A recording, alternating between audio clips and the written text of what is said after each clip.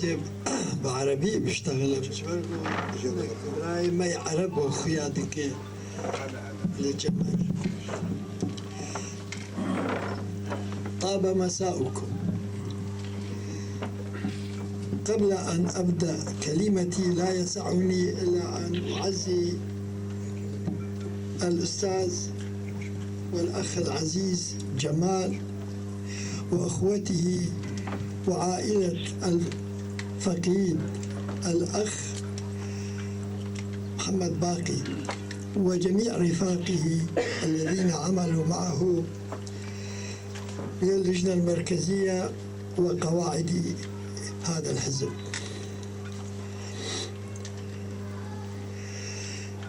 لقد صادف إحياء ذكرى المرحوم محمد باقي هذا اليوم، وهو اليوم الذي تأسس فيه الحزب الديمقراطي الكردي في سوريا قبل 51 عاما. كان الرفيق والأخ محمد باقي من الأوائل الذين عملوا في هذا الحزب، وقد كان يمكن أن يكون من المؤسسين لولا وجود أخيه الشيخ محمد عيسى رحمه الله. فالتقاليد المتبعة في هذه العائلة لم تكن تسمح بأن يكون الاثنان يعملان في نفس الهيئة، في نفس اللجنة التي كان يعمل فيها الأخ المرحوم محمد عيسى. لقد كانت هذه العائلة كما أعرفها وأعرفها طبعا عن قرب عائلة وطنية بكل ما في هذه الكلمة من معنى. كان المرحوم محمد باقي كما قلت أحد الذين انتسبوا وعملوا، بل أقول عملوا في صفوف حزبنا منذ الأيام الأولى لتأسيسه. لقد عاشرته طويلا ونحن أبناء منطقة واحدة، كنا صغارا رفاقا وكنا في الحزب رفاقا. لقد قررت اللجنة المركزية لحزبنا في عام 1958 وكنت أحد أعضائها أن نرسل الرفيق محمد باقي إلى تركيا للقيام بعمل سياسي هناك. ذهب واتصل مع شخصيات معروفة ومرموقة في كردستان تركيا آنذاك، أمثال يوسف عزيز أغلو كما أتذكر، بين باشي شوكت، أديب تورهان. أذكر بعض الأسماء لا زلت أذكرها منذ ذلك التاريخ. عاد وحدثنا عن مهمته، وكان موضع احترام وتقدير لأنه استطاع أن يتصل مع مجموعة جيدة من الوطنيين في كردستان تركيا. ثم جمعني وإياه يوم مشؤوم عام 1966 في سجن غويران، حيث تعرضنا لأبشع أنواع التعذيب في سجون سوريا. كان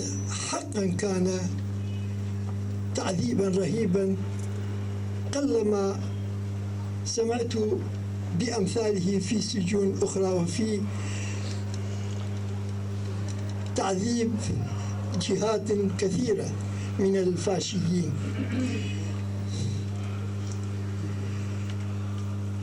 ثم تابعنا النضال سوية إلى أن شاءت ظروف قاهرة خارجة عن إرادتنا، كما هي شأننا الكثيرين من الرفاق الموجودين حاليا. تطرق بعض الأخوة لهذا الفراق وطلبوا أن نتوحد. كلام جيد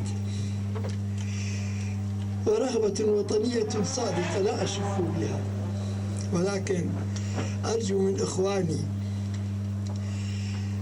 بأن الانشقاقات لم تأتي اعتباطا، إنما لها دوافعها ولها أسبابها وتحتاج إلى نقاش طويل. لا أريد أن أتطرق لأي شيء منها في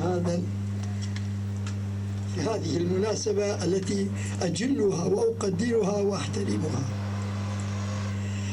إنما الشيء الهام الذي كنت ألمسه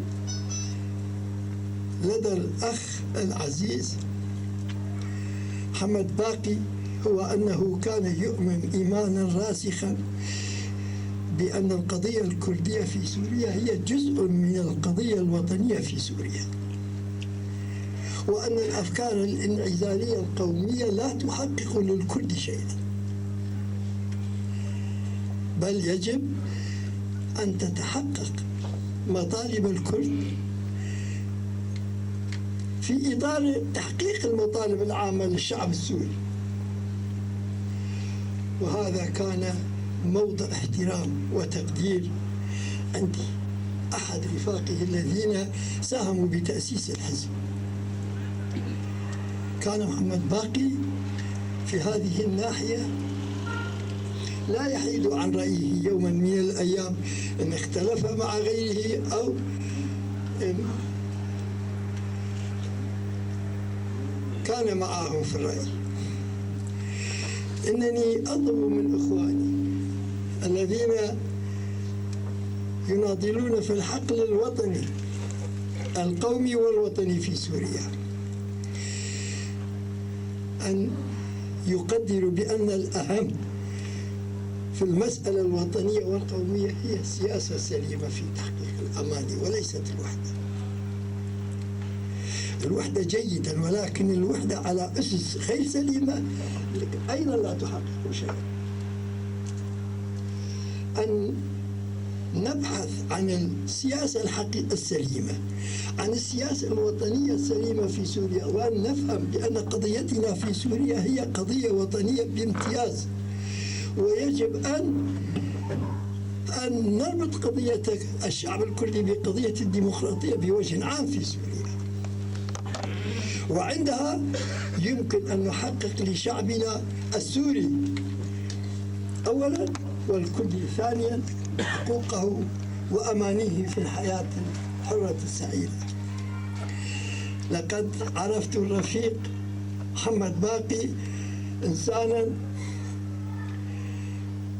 متواضعا دسم الخلق طيب المعشر، لا يتكبر على غيره،